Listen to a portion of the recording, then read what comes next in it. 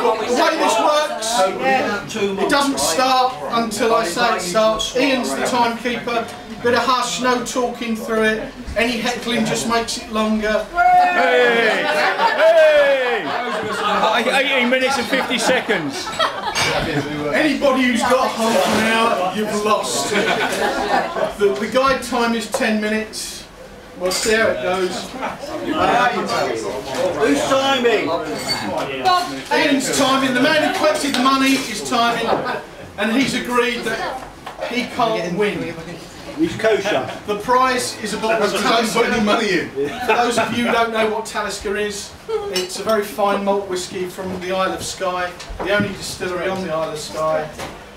And the clock starts now. So first of all, let me welcome you properly. Some of you who've known me for a long time know that I never use notes. But tonight I am using notes, and the reason for that is there is a chance a gentleman from the press might be here, and if I start ad-libbing too much, I could say things about various local people that would mean that my pension won't go as far as I want it to. So I am going to read off of a prepared piece of paper that the press are welcome to have. So you all do me a great honour by being here, first of all. And I've known some of you for a long time. Some of you I haven't seen for 35 years. So it is an absolute privilege that Brian Ellis is here tonight and John Bernard's here tonight. I mean, both of them were teachers when I was at East End Grammar School. They called themselves that. And so the heckling starts. That's an extra. That's when teachers were teachers. Some of you might wonder why you've been invited, and basically I wouldn't be standing here tonight at the age of 54, never having to work again in my life, if all of you in some way or another hadn't had a positive influence on my life, and particularly my life in you. And I'm grateful for the opportunity tonight to say thank you in the traditional East End way. This bar, my family has drunk in for over 100 years, and this isn't going to be the last time it drinks here, but it probably won't be that often in the future. I also, while I'm thinking about it, want to thank Tom and Veronica, who own the pub, for putting on tonight's spread and making this happen. Turning over a bar that's normally used by people to one person is a very gracious thing for them to do.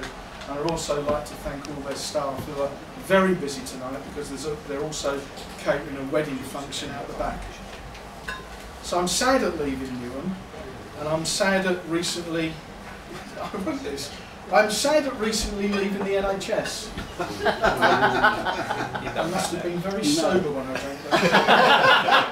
I've got to say, over the last few years, my cynicism has grown to dangerous levels. And it really is time for me to start a new life. For much of my working life, I've carried out or led criminal investigations into fraud. First of all as a DHSS officer, and then with other government departments. A lot of you don't know that. A lot of you only know me as somebody in IT. But even working in the NHS, I would disappear occasionally to carry out investigations. And I was ambitious. All my life I kept trying to go up in society, where everything higher up was legal. But the higher I go, the crookeder it became. So this is a good time to leave. Amongst us tonight are teachers, as I've said, who first shaped my future. Friends who've stayed loyal to me since my school days. Friends I've made in various postings I've had in the civil service and the NHS. Friends I've met through a shared interest in the outdoors. And friends I've met through the Labour Party. And friends I've met through just living in Newham. For those of you who don't know, I was born in Forest Gate Maternity Hospital. And for the first 14 years of my life, I lived in the upstairs of the house that's now owned by Sir Robin Wales, the Mayor of Newham. But in those days, a popular man. This is a Robin Wales one. He's popular in Glasgow. For the gentleman of the press, I didn't put that in to encourage people to hiss and boo, but it is getting near the pantomime season. It's behind you. When we lived in that place, then the bastard's dead and he won't hear the man count 10. Sorry, that wasn't written down. When we lived in that house, it was very different to the way it is now. We lived in the upstairs, it was overcrowded. We had no hot running water, there was no heating, there was just a coal fire in one room. And my parents were on the council list for 17 years. I read in the papers today of people complaining about how long they're on the council list when they've only been in the country for a few years. My parents... Does this include Scotsman? Definitely includes Scotsmen, Sir Robin Wales being one of them. My parents were ordinary, hard-working people.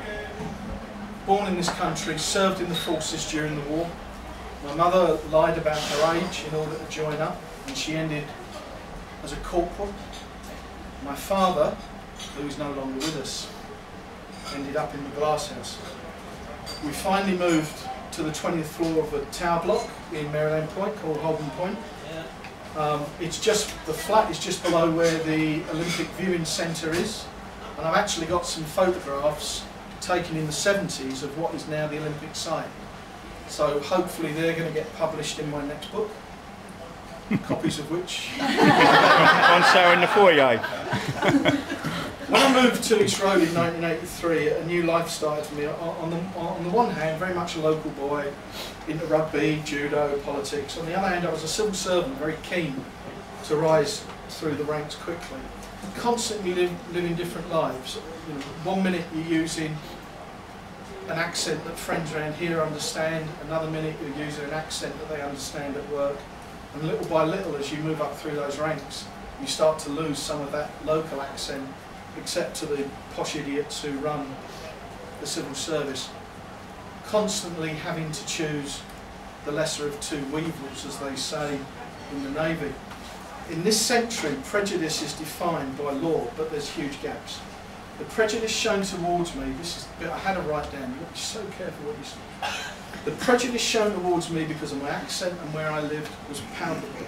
And I know that irrespective of colour, gender or creed, that type of prejudice is still shown to others. How many Cockneys read the news on the BBC?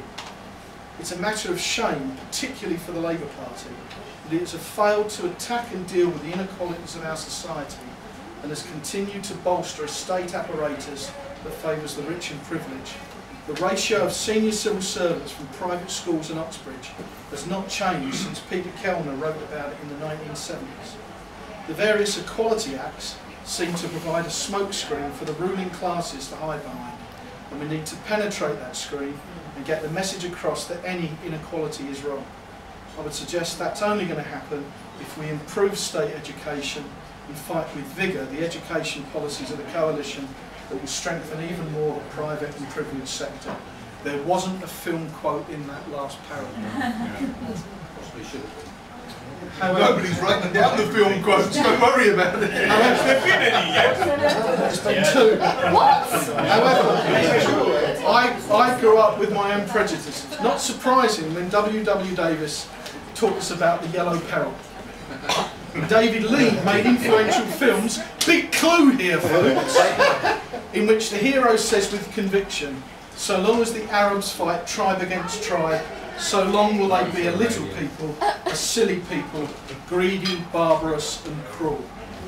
It was hard to overcome those prejudices, many ingrained in me by the family, but I hope the education I received has meant that most are gone. But I haven't totally succeeded, because I still won't buy a Japanese car in protest for what they did to Mr. Hughes and Alec Guinness on the Burma Railway.